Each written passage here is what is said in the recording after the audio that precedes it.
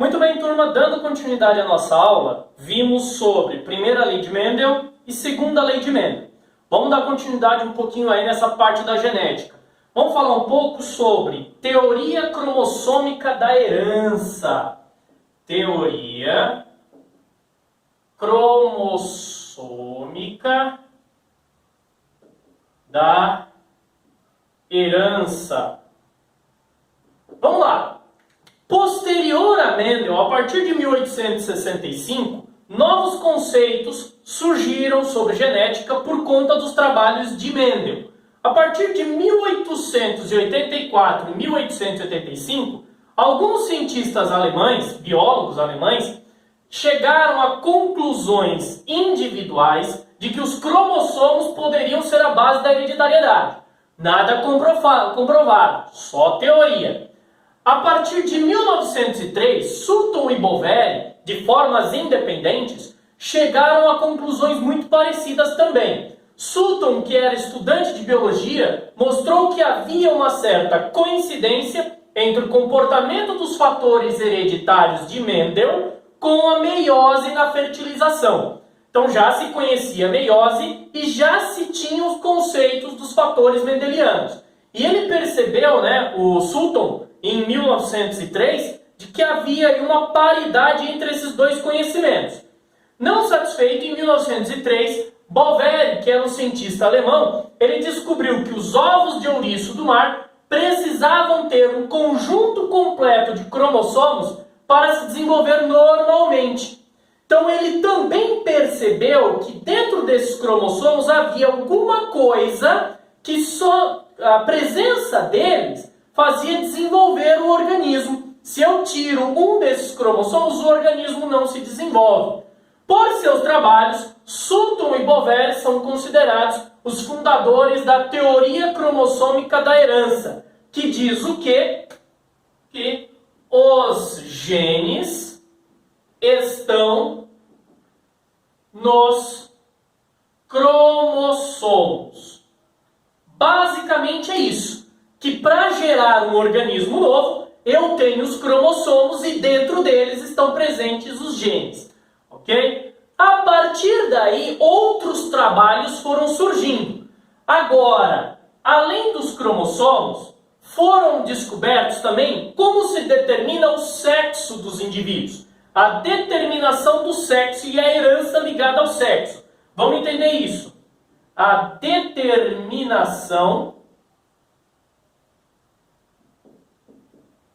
do sexo nas espécies. Como ocorre essa determinação? As primeiras observações sobre a diferença entre os cromossomos masculino e feminino datam de 1891. Em 1905, cientistas constataram a existência em muitas espécies de um par de cromossomos que se diferencia dos demais. Deram-lhe o nome de cromossomos sexuais ou cromossomos ou heterocromossomos. E aí surgem 4 sistemas, que a gente chama de sistema XY, X0, ZW, Z0. Foi constatado que na maioria das espécies, o par que se diferencia dos demais, nas fêmeas, era constituído por cromossomos idênticos. Já nos machos, um dos cromossomos era diferenciado. Aos 3 cromossomos idênticos, deu-se o nome de X. E aquele que era separado, que era diferente, deu-se o nome de Y. Vamos entender agora quais são os sistemas.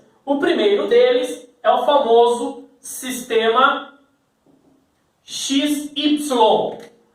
Na maioria dos vertebrados, em alguns invertebrados e nas plantas que produzem flores, o sexo feminino é determinado pelo par XX, já o masculino pelo par XY. Os cromossomos sexuais são denominados heterocromossomos ou alossomos, pelo fato de serem diferentes, e os demais são chamados de autossômicos.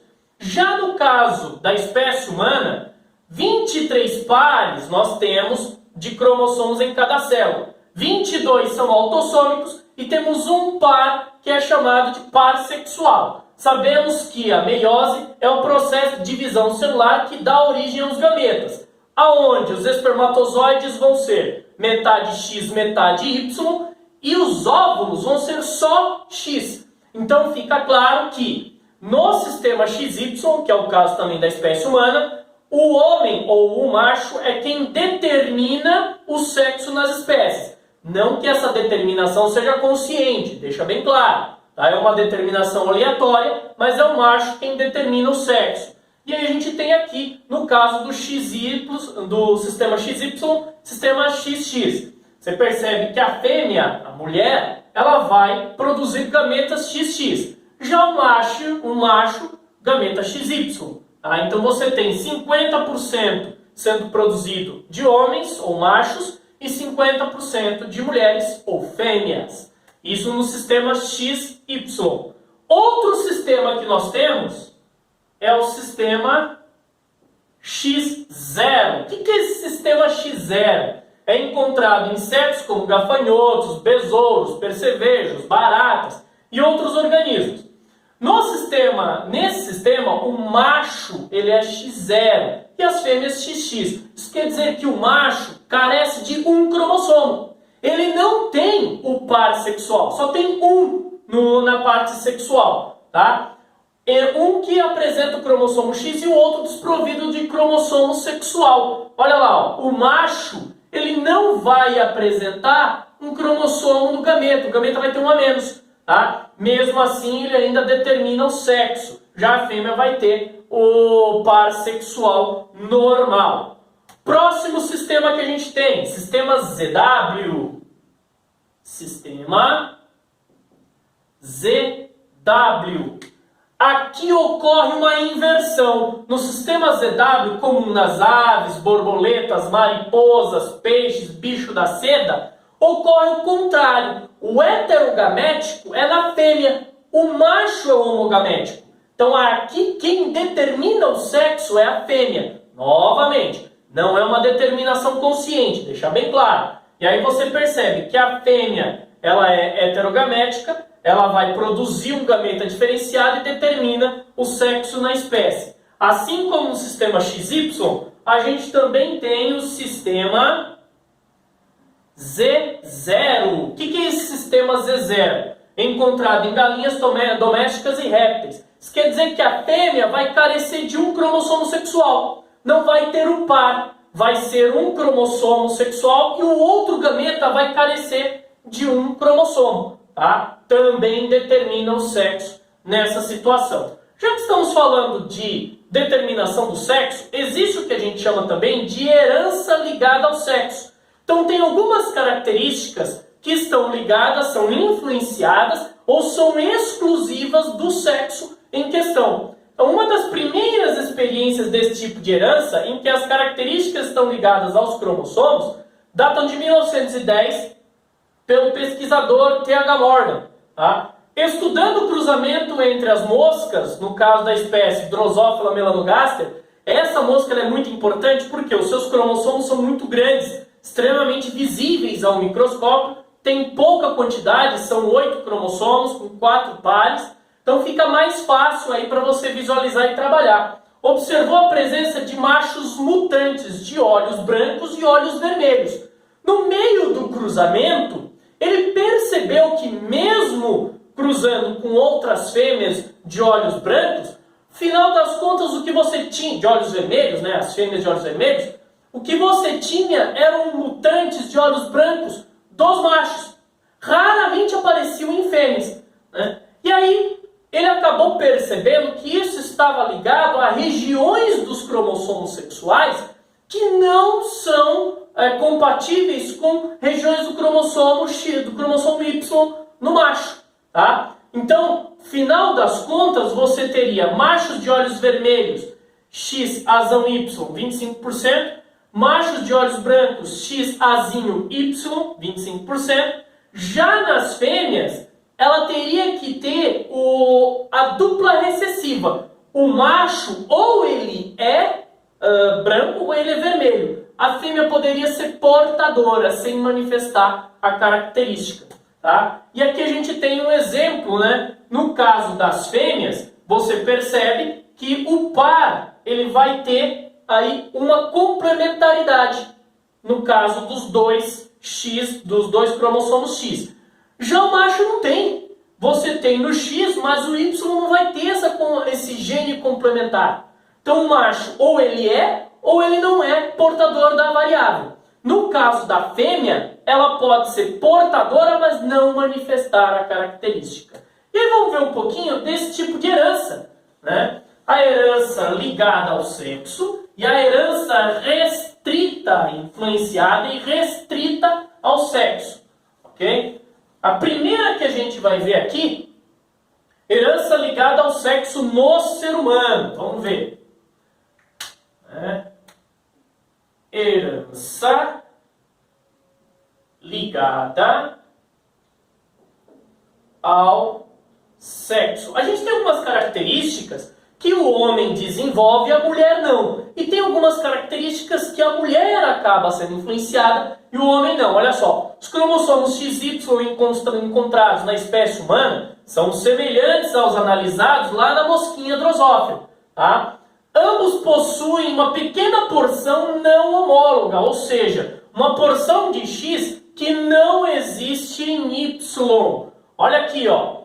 A fêmea, né, a mulher, você tem os dois X, onde você tem os genes complementares. Já no homem, o gene presente nessa porção do X não se apresenta no Y. Algumas das doenças ou das características que a gente tem que são ligadas ao sexo é o caso daltonismo, hemofilia, distrofia muscular de Duchenne, que é uma degeneração progressiva dos músculos, feminilização testicular, atrofia dos testículos, claro, só presente nos homens, síndrome do X frágil, deficiência mental, entre outras mais. Aqui eu vou citar as mais conhecidas, como é o caso do daltonismo. O que seria o daltonismo?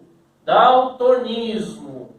Uma pessoa daltônica é aquela que não identifica algumas variáveis de coloração ou nenhum tipo de coloração. Deficiência na visualização de cores, sendo a mais comum aquela que atinge a cor vermelha ou verde. É determinado por um gene recessivo ligado ao sexo, sendo representado pelo XDzinho, que é aí o gene defeituoso. Já o XDzão seria o gene normal. Você percebe que existem mulheres que são portadoras. Ela pode ser normal, pode ser daltônica ou simplesmente portadora. Já no homem não. Ou ele é ou ele não é daltônico, né? Então aqui é a representação, né? A gente tem, por incrível que pareça, 5% dos homens no mundo são daltônicos. Já a porcentagem de mulheres no mundo é de 0,25%. Dá para perceber que a manifestação é bem menor. Outra doença é a hemofilia. Hemofilia. Ela se caracteriza, né, pelo retardo na coagulação sanguínea. O tipo mais comum é a tipo A, devido à falta do fator 8, ou globina antihemofílica, e é responsável por 85% dos casos. Já as hemofilias B e C são raras, faltam outros fatores de coagulação, e a C é a única que não é ligada ao cromossomo X. Essa anomalia é também condicionada por um gene recessivo, o XHzinho, já o XHzão, ele é dominante. E você percebe que a mulher ela pode ser portadora e o homem ou é normal ou é hemofílico. Para o homem, que é o caso de um caso a cada 10 mil homens nascidos, já é, mesmo sendo uma situação ruim e difícil, o homem consegue seguir uma vida quase que normal. O problema maior está na mulher, por quê? Principalmente por conta do ciclo menstrual. Mesmo sendo o ciclo menstrual não necessariamente uma hemorragia, ela pode gerar hemorragias. E a mulher pode vir a falecer por conta dessa situação. Tá? Heranças restritas ao sexo. A gente tem herança ligada e a gente tem herança restrita. Herança restrita ao sexo. O que quer dizer isso? Isso quer dizer que apenas uma variável dos sexos ela manifesta, tá? Isso quer dizer que o gene ele está no cromossomo Y, só vai aparecer em homens, em mulheres não vai aparecer. É a característica que passa de pai para filho. É o caso da hipertricose, que é o desenvolvimento de pelos em nariz e ouvido. Todo homem tem esse desenvolvimento e é claro, é só restrito aos homens, são chamados genes holandricos. E por fim, a herança influenciada pelo sexo, aquela herança que ela acaba sendo influenciada, mas ela não é ligada ao cromossomo. É o caso da calvície. A calvície ela é caracterizada por um gene autossômico, não um gene presente nos cromossomos sexuais. E aí, nesse caso, por conta dos hormônios sexuais masculinos, esse gene se manifesta. É o caso da mulher, que mesmo ela sendo heterozigota, ela vai ser normal. Agora, o homem dominante ou heterozigoto, por causa dos seus genes masculinos, ele vai ser calvo, ele acaba manifestando a calvície. Beleza, galera? Então, mais uma aulinha pra gente. Até a próxima!